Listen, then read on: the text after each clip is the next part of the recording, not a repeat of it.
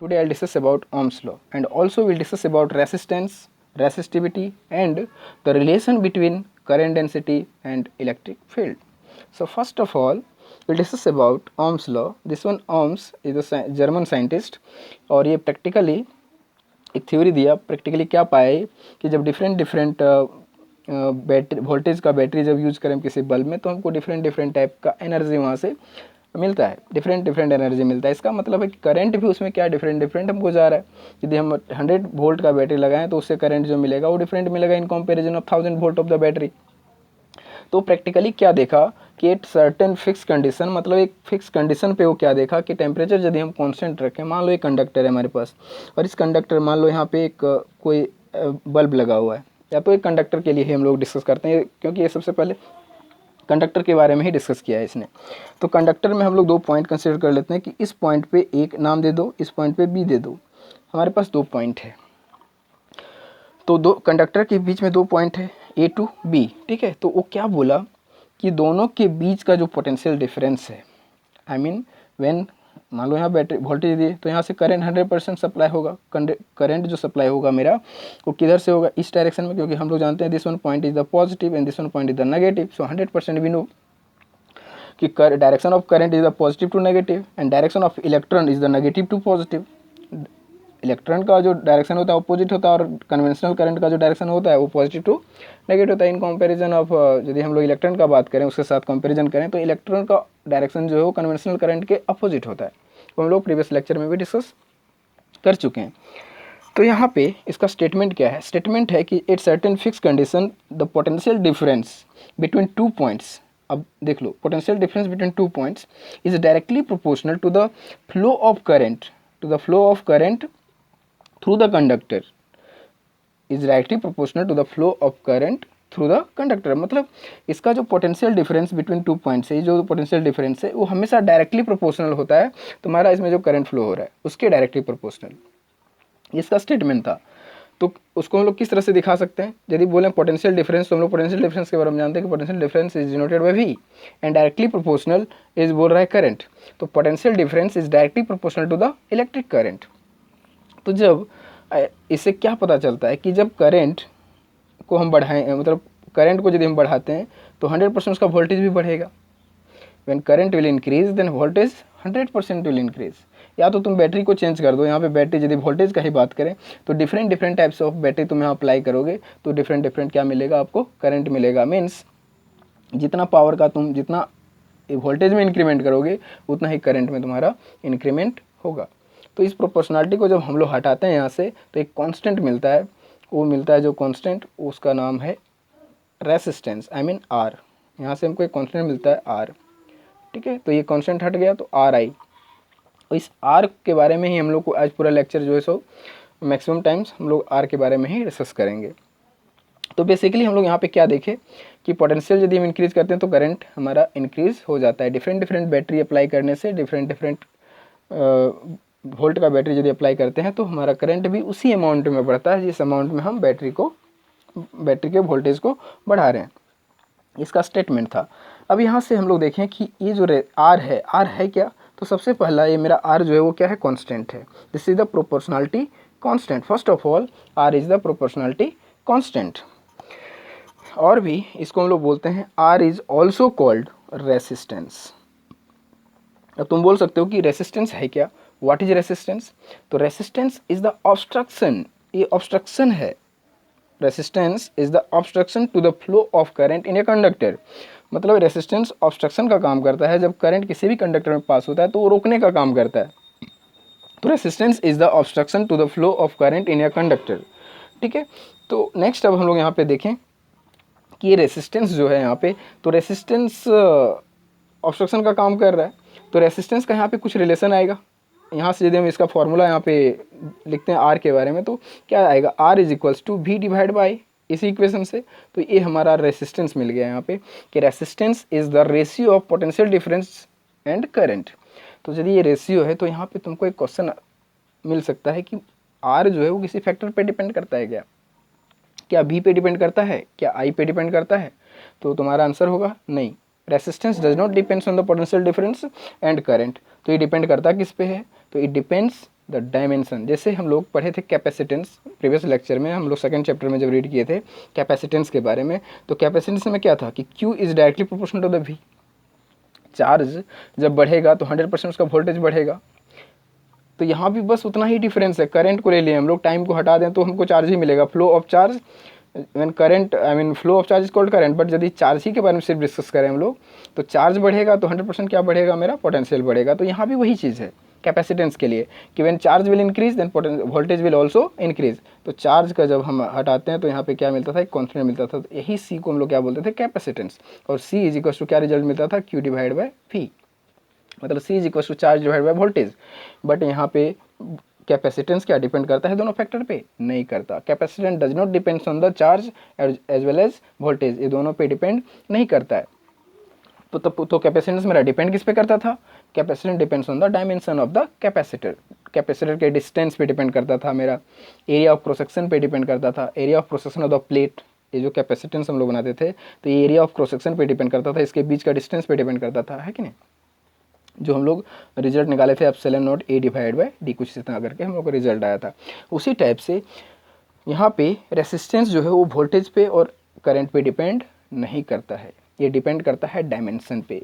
Dimension पे depend करता है, डायमेंशन में आ जाएगा length and area of cross section आ जाएगा, तो उस पर डिपेंड करता है। तो अब हम लोग अब देखते हैं, हेडिंग डालते हैं हम लोग रेसिस्टिविटी, वहीं पे ये पूरा क्लियर हो जाएगा कि किस तरह से डिपेंड करता है। तो हम लोग का टॉपिक जो होगा वो होगा resistivity, resistivity and conductivity. Conductivity ये दोनों पे हम लोग डिस्कस करेंगे। तो रेसिस्टिविटी रेसिस्टिविटी का जो पूरा रिलेशन है वो रेसिस्टेंस पे है। तो देखते हैं रेसिस्टिविटी क्या है। तो रेसिस्टिविटी को रीड करने में ये भी, यहाँ भी साइंटिस्ट क्या किया कि प्रैक्टिकली ये क्या पाया, प्रैक्टिकली सब यहाँ भी practically it is found that resistance is directly proportional to the length of the wire and inversely proportional to the area of conductor. मतलब क्या है कि सिंपल, सबसे पहले हम लोग एक वायर को कंसिडर करते हैं। हमारे पास लाइक मान लो कुछ इस टाइप से वायर है, एक वायर हम लोग यहाँ पे कंसिडर कर लो कुछ इस तरह से, और एक वायर और ले लो कुछ इस टाइप का। तो देखो दोनों में तुमको डिफरेंस क्या नज़र आ रहा है। इस दोनों वायर में पहला का लेंथ देखते हैं हम लोग को, कुछ है लेंथ, तो क्या यही लेंथ के बराबर ये है इसका लेंथ देखते हैं हम लोग, दोनों क्या क्या है, एक दूसरे से डिफरेंट है। इसका एरिया ऑफ क्रॉस सेक्शन और इसका एरिया ऑफ क्रॉस सेक्शन दोनों क्या है, डिफरेंट है। इसका एरिया ऑफ क्रॉस सेक्शन ज़्यादा है in comparison of first wire, इसका एरिया ऑफ क्रॉस सेक्शन ज़्यादा है, इसका एरिया ऑफ क्रॉस सेक्शन कम है, इसका ज़्यादा है। और भी तुम इसको यदि ब्रॉड करो, इसको और कॉम्प्रेस करके और छोटा कर दो तो कुछ इस टाइप से बन जाएगा, तो ऐसे में क्या पता चलेगा कि इसका एरिया ऑफ क्रॉस सेक्शन और भी बढ़ गया। मतलब जब किसी वायर को हम लोग कंप्रेस करते हैं तो इसका क्या होता है, लेंथ घट जाता है और एरिया ऑफ क्रॉस सेक्शन बढ़ जाता है। और वही चीज़ को जब स्ट्रेच करके खींच दें तो उस कंडीशन में क्या होगा, इसका लेंथ जो बढ़ जाएगा और एरिया ऑफ क्रॉस सेक्शन घट जाएगा। तो प्रैक्टिकली क्या पाया साइंटिस्ट, प्रैक्टिकली वो पाया कि जो रेसिस्टेंस है इस पूरे वायर में, जो रेसिस्टेंस जब करंट इसमें पास करेगा तो जो वहाँ पे रेसिस्टेंस होगा वो रेसिस्टेंस डिपेंड करता है कुछ फैक्टर पे। वो यहाँ पे पाया, वो क्या पाया कि यदि इसमें जो रेसिस्टेंस होगा वो ज़्यादा होगा in comparison of this one wire. मतलब तुम्हारा वायर यदि थिन है और लेंथ ज़्यादा है तो रेसिस्टेंस ज़्यादा होगा, यदि लेंथ कम है तो रेसिस्टेंस भी कम होगा। ऐसा क्यों, क्योंकि यहाँ पे एरिया ऑफ क्रॉस सेक्शन कम है, यहाँ पे एरिया ऑफ क्रॉस सेक्शन ज़्यादा है। इट मीन्स कह सकते हैं कि resistance is directly proportional to the length of the wire and also इसके लिए यदि बात करें तो inversely proportional to the area of cross section, क्योंकि लेंथ इसको माने तो इसका area of cross section A मान लिए। तो यहाँ पे एरिया ऑफ क्रॉस सेक्शन यदि तुम्हारा बढ़ेगा तो रेसिस्टेंस कम हो जाता है, और लेंथ यदि बढ़ेगा तो रेसिस्टेंस भी बढ़ जाता है। तो ये तुम्हारा पूरा डिपेंड करता है खींचने पे और कंप्रेस करने पे, आई मीन स्ट्रेचिंग और कंप्रेसिंग पे पूरा डिपेंड कर रहा है। तो ये प्रैक्टिकली पाया था साइंटिस्ट, इसको पूरा प्रैक्टिकली एक्सप्लेन किया गया है। तो यहाँ पे बोल सकते हैं कि हमको क्या रिजल्ट मिला, साइंटिस्ट बोला है practically it is found that resistance is directly proportional to the length of the wire. तो यहाँ पे हम लोग लिख सकते हैं इस टाइप से, resistance is directly proportional to the length of the wire and also inversely proportional to the area of cross section. किसी भी एक कंडक्टर के लिए तुम डिस्कस कर सकते हो, किसी भी एक कंडक्टर, मान लो यही कंडक्टर है जिसका लेंथ L है और area of cross section A है, कैपिटल A। तो कुछ टाइप से हम लोग लिख सकते हैं। तो जब इस दोनों को हम लोग एक साथ कंक्लूड करें एक साथ, तो क्या रिजल्ट आएगा, R is directly proportional to the L by A। अब इस प्रोपोर्शनलिटी को जब हम लोग हटाते हैं तो हमारा रिजल्ट आता है R is equals to rho, RHO rho L by A। ये रो जो है हमारा है, ये सबसे पहले तो प्रोपोर्शनलिटी कांस्टेंट है, this one rho is proportionality constant and also this is called resistivity, इसी का नाम है रेसिस्टिविटी। इसी के बारे में हम लोग को जानना था कि दिस इज द रेसिस्टिविटी, तो यही रेसिस्टिविटी है। अब इसके बारे में हम लोग यदि डिस्कस करें कि रेसिस्टिविटी भी तो किसी फैक्टर पे डिपेंड करता होगा, तो नहीं, इंटरनली तो ये किसी पे डिपेंड नहीं करता, ये यदि डिपेंड करता है तो एक्सटर्नली डिपेंड करता है। It means first of all resistivity is the property of material, does not matter नहीं बोलना है यहाँ पे, मटेरियल पे डिपेंड करता है। Means different different material like copper, aluminium और different different of metals, different different metal के लिए डिफरेंट डिफरेंट रेसिस्टिविटी होता है, मतलब डिफरेंट मटेरियल के लिए डिफरेंट रेसिस्टिविटी होगा। तुम उसको कंप्रेस करो या स्ट्रेच करो, उस पर कोई इफेक्ट नहीं पड़ता रेसिस्टिविटी पे, बिकॉज मटेरियल के चेंज होने से ही रेसिस्टिविटी चेंज हो सकता है। अदरवाइज मान लो कोई हमारे पास कॉपर वायर है, उसको तुम स्ट्रेच कर रहे हो तो उसका जो रेसिस्टिविटी है कोई उसमें कोई चेंजेस नहीं आएगा, but it will change when temperature will change and pressure will change। मतलब रेसिस्टिविटी डिपेंड करता है दो फैक्टर पे externally, resistivity depends on two factors, first one pressure पे डिपेंड करता है और टेम्परेचर पे डिपेंड करता है। मीन्स बोल सकते हैं हम लोग कि यदि हम टेम्परेचर को बढ़ा दें या घटा दें तो हमारा रेसिस्टिविटी भी बढ़ेगा और घटेगा। मतलब एक वायर है हमारे पास और वायर को तुम आग में दे दो तो तुम्हारा उसका जो रेसिस्टिविटी है वो चेंज हो जाएगा। तो resistivity depends on pressure and temperature and material. तो इसमें हम लोग जो यदि मटेरियल का बात करें तो वहाँ पे नेचर बोला जाता है कि resistivity depends on the nature of the material, different different of material will have different different resistivity. Okay, तो ये तो हो गया रेसिस्टिविटी। तो अब इसका यूनिट देख लेते हैं कि इसका यूनिट क्या होता है। तो हम लोग रेसिस्टेंस का सबसे पहले यूनिट हम लोग जानना था यहाँ पे, तो रेसिस्टेंस का यूनिट क्या होगा, देखो रेसिस्टेंस का यूनिट हो जाएगा R is equal to voltage का, V is the potential difference, इसका हो जाएगा वोल्टेज, एंड I का हो जाएगा एम्पियर, करंट का एम्पियर होता है, तो ये हो जाएगा तुम्हारा वोल्ट पर एम्पियर, पर एम्पियर। और इसी को हम लोग डिनोट करते हैं ओमेगा से, आई मीन ओम, इसको बोला जाता है ओमेगा और इसी का नाम है ओम। मतलब वोल्ट पर एम्पियर को हम लोग ओम बोलते हैं, 1 ओम, और इसी को यदि सिंबल में लिखें तो हम लोग बोलते हैं ओमेगा। ठीक है, ओम इज द साइंटिस्ट के नाम पे इसको रखा गया कि 1 वोल्ट पर एम्पियर, आई मीन यहाँ लिख सकते हो कि 1 वोल्ट पर ampere is equals to ohm, I mean 1 ohm. और 1 ओम को हम लोग किससे रिप्रेजेंट कर देंगे, ओमेगा से, 1 ओमेगा। ठीक है, so this is the unit of resistance, unit of resistance is the ohm. ठीक है, और इसका सिंबल क्या है, ओमेगा। उसी तरह से यूनिट ऑफ रेसिस्टिविटी यदि हम फाइंड करें तो यूनिट ऑफ रेसिस्टिविटी क्या होगा, देख सकते हो यहाँ पे unit of resistive will be, इसको रो को सब्जेक्ट करो यहाँ से, तो रो को यदि हम यहाँ सब्जेक्ट करें तो मिल जाएगा rho is equals to A cross multiplication R A divided by L मिलेगा। तो यहाँ से R का हमको यूनिट पता है ओम है, ओमेगा, और A का मेरा हो जाएगा मीटर स्क्वायर और लेंथ का हो जाएगा मीटर, मीटर कटेगा तो हमको मिल जाएगा ohm metre. This is the unit of resistivity. Unit of resistivity is the ohm metre. आप चाहो तो ऐसे भी लिख सकते हो ओम मीटर, इस टाइप से भी ओम मीटर। तो इसका सिंबल ओमेगा, इसलिए हम लोग ओमेगा दिखाते हैं। तो ohm metre is the unit of resistivity और unit of resistance is the ohm. But यहाँ पे एक और कंडीशन था कि एक टॉपिक हम लोग यहाँ पे रख लिए कंडक्टिविटी। तो व्हाट इज कंडक्टिविटी, तो यहाँ पे हम लोग डायरेक्ट लिख दें इसका रेसिप्रोकल होता है, रेसिप्रोकल ऑफ, आप डायरेक्ट इसको लिख सकते हो reciprocal of resistivity, reciprocal of resistivity is called conductivity, reciprocal of resistivity is called conductivity. तो क्या कंडक्टिविटी और कंडक्टिविटी यहाँ पे डायरेक्ट लिख दो ऐसे, conductivity is equals to 1 by resistivity, because reciprocal है रेसिस्टिविटी, इस टाइप से। तो कंडक्टिविटी को हम लोग रिप्रेजेंट करते हैं सिग्मा से, sigma is equals to 1 by rho, this is the conductivity. Conductivity is the sigma and is the reciprocal of conductivity. अब इसका यूनिट यदि लिखना चाहें हम कंडक्टिविटी का यूनिट, तो कंडक्टिविटी का यूनिट मिल जाएगा 1/, इसका तो यूनिट हम लोग को पता है क्या है, ओमेगा मीटर। इसको यदि ऊपर ले जाओ तो क्या मिल जाएगा, ओमेगा मीटर पर माइनस दिस वन। ठीक है, तो ये मिल गया आपको पर ओमेगा पर metre, this one is the unit of conductivity.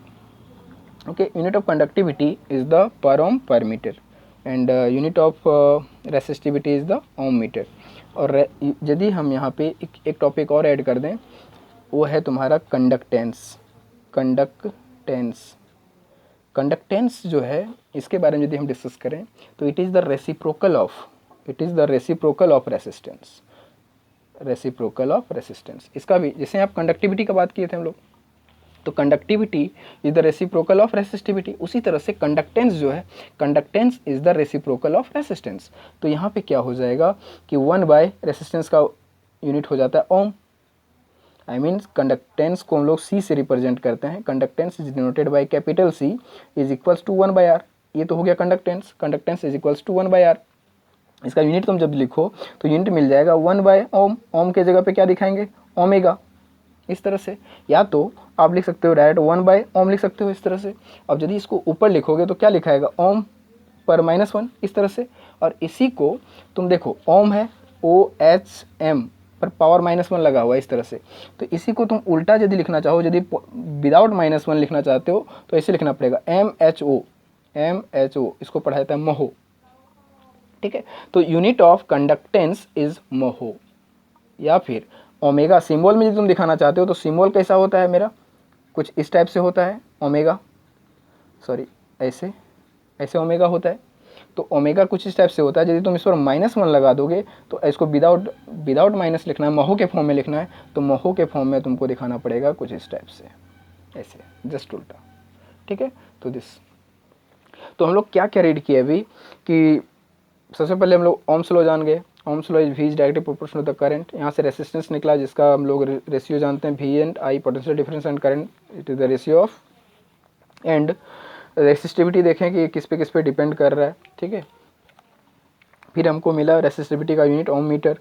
फिर यहाँ पे reciprocal of resistivity is called conductivity, जो उसका यूनिट हमको क्या मिल गया, पर ओम पर मीटर। तो पर ओम को ऐसे भी दिखा सकते हैं हम लोग। यहाँ पे पर ओम को कैसे दिखा दोगे, ये तुम्हारा दिख जाएगा कुछ इस टाइप से, पर ओम पर मीटर, इस टाइप से भी दिखा दो। तो ये पर ओम तुम्हारा -n, विदाउट -n कुछ टाइप से लिख सकते हो, या फिर ऐसे दिखा सकते हो महो पर मीटर, ऐसे। साइमेन भी बोला जाता है इसको, साइमेन पर मीटर, महो पर मीटर, साइमेन भी बोल सकते हैं इसको, साइमेन साइंटिस्ट नाम पे है, साइमेन पर मीटर। ठीक है, तो साइमेन पर मीटर भी बोल सकते हैं इसको। तो इतना सारा यूनिट है हमारा किसका, कंडक्टिविटी का। कंडक्टिविटी इज द महो पर मीटर। यहाँ तक हम लोग इम्पोर्टेंट है, इसको माइंड में रखना है। अब इस पूरे थ्योरी में हमारा जो इम्पोर्टेंट पॉइंट था, वो इम्पोर्टेंट पॉइंट ये है कि आपको ये चीज़ माइंड में हमेशा रखना है, R is directly proportional to the L/A आया था इतना, और R is equals to ρL/A। इससे बहुत सारा क्वेश्चन बनता है हमारा, R is equals to ρL/A, this one, जो यहाँ से हम लोग अभी यहाँ पे फाइंड किए थे इस जगह पे। ये बहुत इंपॉर्टेंट है, this one formula is very important for numerical problems. ठीक है, तो यहाँ तक हम लोग देख लिए। तो यहाँ से हम लोग रेसिस्टेंस का वैल्यू पता कर लिए, कंडक्टेंस का, कंडक्टिविटी का, कंडक्टेंस का, है ना। तो कुछ टाइप से हम लोग वैल्यू फाइंड कर चुके हैं। रेसिस्टेंस का भी एक रेशियो हमको V/I हम लोग को यहाँ पे मिल चुका है। अब एक लास्ट पॉइंट इस पे है, इस पॉइंट में मतलब इस टॉपिक में यदि हम बात करें ओम्स लॉ में ही, तो एक है relation between electric field and current density. तो देखते हैं वो रिलेशन कैसा है। तो यहाँ पे हम लोग हेडिंग डालेंगे रिलेशन बिटवीन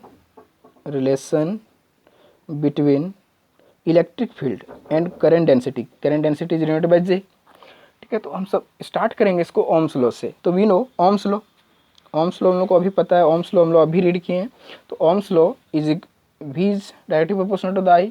अब इसको तुम हटाओगे प्रोपोर्शनलिटी तो क्या मिलता था, IR, तो RI कुछ भी लिख सकते हो। तो R का वैल्यू अभी हम बताए कि उसको हमेशा रिमेंबर रखना है, ρL/A, यही आया था। तो इसको यहाँ पे पुट कर देते हैं R के जगह, तो ये मिल जाएगा ρL/A, कुछ इतना मिला, V के बराबर। हम लोग प्रीवियस लेक्चर में हम लोग पढ़ चुके हैं, प्रीवियस चैप्टर बोल दो, सेकंड चैप्टर में पढ़े कि V is equals to E into D, इस चीज़ को पढ़ें। तो जहाँ पे मान लो कोई कंडक्टर के बारे में हम कंसिडर कर रहे हैं जिस कंडक्टर का लेंथ L है या तो D के बराबर मान लो, तो यदि हम L माने तो इस D के जगह पे क्या मानना पड़ेगा, L मानना पड़ेगा, क्योंकि वहाँ पे L माने तो यहाँ पे D की जगह L लिख देते हैं। तो V is equals to E into L के बराबर हो जाएगा। तो इस V के जगह हम लिख सकते हैं E into L is equals to I उधर है तो आई रहने दो, into rho L divide by A। क्या L कैंसिल होगा, दोनों साइड से कैंसिल हो गया, तो क्या मिला हमको E is equals to I rho divide by A। कुछ इतना मेरा रिजल्ट। तो अभी इलेक्ट्रिक फील्ड दिख रहा है, हमको करंट डेंसिटी के फॉर्म में करना है। तो अब क्या करो कि करंट डेंसिटी का फार्मूला हम लोग को पता है, और हम लोग को ये भी पता है कि इलेक्ट्रिक फील्ड जो है ये करंट, हम लोग करंट डेंसिटी का फार्मूला हम लोग को पता है। करंट डेंसिटी क्या है, current density is equals to current पर यूनिट एरिया, ये चीज़ हम लोग पढ़ चुके हैं। तो यहाँ से करंट का वैल्यू निकाल सकते हैं। तो करंट का वैल्यू यहाँ से क्या मिल जाएगा, मिल जाएगा J इंटू ए, इसके बराबर मिल जाएगा। इस करंट का वैल्यू को हम यदि यहाँ पुट कर दें, सब्स्टिट्यूट कर दें इस जगह पे, तो हमको यहाँ पे क्या रिजल्ट मिलता है वो देख सकते हो कि इलेक्ट्रिक फील्ड, यहाँ से देखो electric field is equals to I के जगह क्या पुट करना है, J इंटू ए। तो यहाँ पुट कर दो J इंटू ए, और साथ में क्या है rho divide by A, area और एरिया कटेगा। तो क्या मिल गया, electric field is equals to, electric field is equals to J into rho, और रो का हम लोग जानते हैं कि इट इज़ इन्वर्सली प्रोपोर्शनल या तो रेसिप्रोकल ऑफ कंडक्टेंस। तो कुछ इस टाइप से दिखा सकते हैं, rho is equals to, I mean हम लोग कुछ conductance is equals to 1 by rho पढ़े इस टाइप से। तो क्या इसी को इस टाइप इस फॉर्म में भी लिख सकते हैं हम लोग। तो इस रो का वैल्यू के जगह पे हम लोग 1 बाई सिग्मा पुट कर देते हैं। तो क्या मिल जाएगा J, और इस सिग्मा के जगह पे हो जाएगा, रो के जगह हो जाएगा 1 बाई सिग्मा, दिस वन। अब क्या होगा आपका रिजल्ट यहाँ पे J बाई सिग्मा किसके बराबर आ गया, electric field is equals to J by sigma. मतलब यहाँ से J जो निकला आपको, I mean current density is equals to मिल जाएगा सिग्मा इंटू ई। यही रिलेशन है हमारा। देखो J भी दिख रहा है, E भी दिख रहा है, relation between electric field and current density. बहुत ही सिंपल था, कुछ नहीं किया इसमें। देखो करंट ओम्स लॉ लगाए, ओम्स लॉ में R का वैल्यू पहले पुट किए, रो L बाई ए, उसको पुट करने से कुछ इतना मेरा रिजल्ट मिला। फिर यहाँ पे आई का वैल्यू हम लोग करंट डेंसिटी से पुट कर दिए, current density is equals to current पर यूनिट एरिया। इसको इससे करंट का वैल्यू यहाँ से निकाल के करंट के जगह पे पुट कर दिए, तो हमको कुछ इतना मिल गया। अब इस रो का वैल्यू हम लोग जानते हैं 1 बाई कंडक्टेंस होता है, सॉरी 1 बाई कंडक्टिविटी होता है। तो उसको पुट करने से हमारा रिजल्ट कुछ इतना आ गया, J is equals to sigma into E. This one J is equals to sigma into E, this is very important for numerical problem, so always remember it. Current density is the product of conductivity and electric field, ठीक है। तो ये चीज़ है। तो हम लोग इतना सारा पॉइंट को आज डिस्कस किए। क्या क्या डिस्कस हुआ हम लोग का, Ohm's law, second one resistance, dependency भी इसका देख लिए किस पे कर रहा था, डायमेंशन पे कर रहा था, है ना। और third one resistivity, fourth one conductivity, और रेसिस्टेंस और कंडक्टेंस भी हम लोग रीड किए थे, कंडक्टेंस, और सबका यूनिट भी जान गए, ये चीज़ जान गए। उसके बाद रिलेशन बिटवीन, रिलेशन जो था वो किसके किसके बीच में हम लोग जान गए, J एंड E के बीच में, जो यहाँ पे दिख रहा है। So okay then, this is all about today lecture, thank you.